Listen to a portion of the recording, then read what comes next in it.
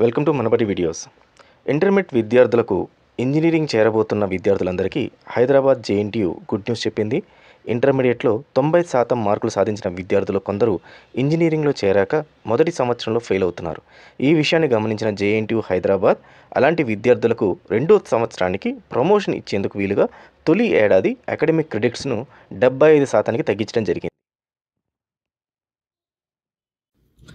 అలాగే first time వచ్చిన users ఖచ్చితంగా సబ్స్క్రైబ్ చేసుకోండి. సబ్స్క్రైబ్ బటన్ అయితే మీకు ఈ రకంగా ఉంటుంది, ఇక్కడ ఉంటుంది. దీనిపైన క్లిక్ చేసిన తర్వాత మీకు ఇక్కడ బెల్ ఐకాన్ అనేది కనబడుతుంది. ఈ బెల్ ఐకాన్ పైన మళ్ళీ క్లిక్ చేశారనుకోండి, ఆల్రెడీ మీకు టిక్ మార్క్ అనేది పర్సనలైజ్ పైన ఉంటుంది. అది తీసేసి ఆల్ అనే దానిపైన పెట్టిన తర్వాత మీకు నేను చేసే ప్రతి ఒక్క వీడియో నోటిఫికేషన్ రూపంలో మీకు వస్తుంది. కాబట్టి ఏ వీడియో కూడా మిస్ అవ్వరు. అలాగే ఇక్కడ లైక్ చేయండి, మీ ఫ్రెండ్స్ కూడా షేర్ చేయండి. ముందుగా క్రెడిట్ సిస్టమ్ అంటే తెలుసుకుందాం. ఇంజనీరింగ్లో జాయిన్ అయిన తర్వాత మీకు వివిధ రకాల ఎగ్జామినేషన్స్ ఉంటుంది. Semester end examinations, mid examinations, lab examinations, internal examinations అంటూ వివిధ రకాల ఎగ్జామ్స్లో మీకు వచ్చిన మార్క్స్ ఆధారంగా మీకు క్రెడిట్స్ అంటూ ఇవ్వడం జరుగుతుంది. ఉదాహరణకి ఫస్ట్ ఇయర్ జాయిన్ అయిన student by end of the first year అంటే ఫస్ట్ సెమిస్టర్ సెకండ్ సెమిస్టర్లో మొత్తం టోటల్ 40 క్రెడిట్స్ అంటూ ఉంటుంది. సో ఇక్కడ మార్క్స్ని రీప్లేస్ చేసేది క్రెడిట్ సిస్టమ్. సో ఈ మినిమం క్రెడిట్ సిస్టమ్ అనేది ఖచ్చితంగా ఉంటేనే ఫస్ట్ ఇయర్ స్టూడెంట్ నెక్స్ట్ ఇయర్కి ప్రమోషన్ అవుతారు. సేమ్ ఇలాగే సెకండ్ ఇయర్ థర్డ్ ఇయర్ కూడా క్రెడిట్ సిస్టమ్ అంటూ ఉంటుంది. ఆ క్రెడిట్ మినిమం ఇవ్వడం జరుగుతుందో జేఎన్టీయూ హైదరాబాద్, దాన్ని వాళ్ళు క్వాలిఫై అయితేనే వాళ్ళకి నెక్స్ట్ ఇయర్కి ప్రమోషన్ అని జరుగుతుంది. జేఎన్టీయూ హైదరాబాద్ క్వశ్చన్ పేపర్స్ సంబంధించి www.manabadi.co.in వెబ్సైట్లోకి వెళ్తే మీకు క్వశ్చన్ పేపర్స్ లింక్ అని కనబడుతుంది. దానిపైన క్లిక్ చేయగానే క్వశ్చన్ పేపర్స్ పేజ్ ఈ రకంగా కనబడుతుంది. దాంట్లో మీకు కావాల్సిన జేఎన్టీయూ హైదరాబాద్ కానీ, అనంతపూర్ కానీ, కాకినాడ కానీ లింక్స్ డైరెక్ట్గా ఈ రకంగా కనబడుతుంది.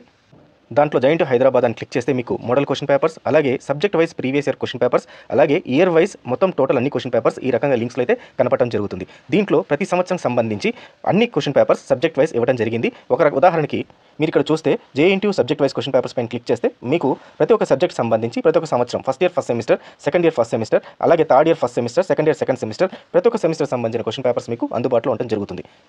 జేఎన్టీయూ హైదరాబాద్ తమ విధి విధానాలన్నీ రూపొందిస్తూ 4 సంవత్సరాలకు ఒకసారి రెగ్యులేషన్ అంటూ తీసుకొస్తుంది. దీని ప్రకారం మనకు లాస్ట్ R22 రెగ్యులేషన్ అనేది 2022 సంవత్సరంలో తీసుకురావడం జరిగింది. 2022 రెగ్యులేషన్ ప్రకారము ఒక విద్యార్థి తన మొదటి సంవత్సరంలో ఫస్ట్ మరియు సెకండ్ సెమిస్టర్ కంప్లీట్ అయ్యే టైంకి అతనికి కనీసం 50% ఆఫ్ క్రెడిట్స్ అయితే వచ్చి ఉండాలి. అంటే అవుట్ ఆఫ్ 40 క్రెడిట్స్ అతనికి 20 క్రెడిట్స్ వచ్చి ఉండాలి. ఇది R22 రెగ్యులేషన్ ప్రకారము జరిగింది. అలాంటి ఈ రెగ్యులేషన్ని ఇప్పుడు సవరిస్తూ కొత్త రెగ్యులేషన్ తీసుకురావడం జరిగింది. ఈ కొత్త రెగ్యులేషన్ ప్రకారము మొదటి సంవత్సరం చదివే విద్యార్థి 25% ఆఫ్ క్రెడిట్ సిస్టమ్ తీసుకొచ్చుకుంటే తను నెక్స్ట్ ఇయర్కి ప్రమోట్ అవుతాడు. అంటే 40 క్రెడిట్స్లో 25% 10 క్రెడిట్స్ని సంపాదించగలిగితే మార్క్స్ పరంగా అతను సెకండ్ ఇయర్కి ప్రమోట్ అవుతాడు. అదేవిధంగా లేటరల్ ఎంట్రీ అంటే డిప్లొమా రాసి బీటెక్ జాయిన్ అయిన విద్యార్థులకు కూడా 25% ఆఫ్ 40 క్రెడిట్స్ సంపాదించగలిగితే వాళ్ళు థర్డ్ ఇయర్కి ప్రమోట్ అవుతున్నట్టు కొత్త రెగ్యులేషన్లో నిబంధనలను సవరిస్తూ జేఎన్టీయూ హైదరాబాద్ కొత్త రూల్ని తీసుకురావడం జరిగింది. జేఎన్టీయూ హైదరాబాద్ అఫిలియేటెడ్ మరియు జేఎన్టీయూ హైదరాబాద్ సంబంధించిన ఆటోనమస్ కాలేజెస్ అన్నింటిలో కూడా ఈ రెగ్యులేషన్ అనేది వర్తించడం జరుగుతుంది. అలాగే ఉస్మానియా యూనివర్సిటీకి సంబంధించి ఏకంగా ఏ క్రెడిట్ వ్యవస్థని మొత్తాన్ని తొలగించడం జరిగింది. అంటే విద్యార్థులకు ప్రమోషన్కి క్రెడిట్ సిస్టమ్ అనేది మొదటి సంవత్సరంలో అవసరం లేదు. అయితే నిపుణులు మాత్రం వారికి మిగిలిన సెమిస్టర్లో ఒత్తిడి పెరిగిపోతుందని చెబుతున్నారు. వర్సిటీ అధికారులు మాత్రం విభిన్న నేపథ్యాల నుంచి వస్తున్న విద్యార్థులకు అవకాశం కల్పించేందుకు ఈ నిర్ణయం తీసుకున్నామని చెప్పడం జరుగుతోంది. అయితే ఇంజనీరింగ్లో తొలి ఏడాదిలో 100 మంది ఉత్తీర్ణులు కాకపోవడానికి పలు కారణాలు కనిపిస్తున్నాయి.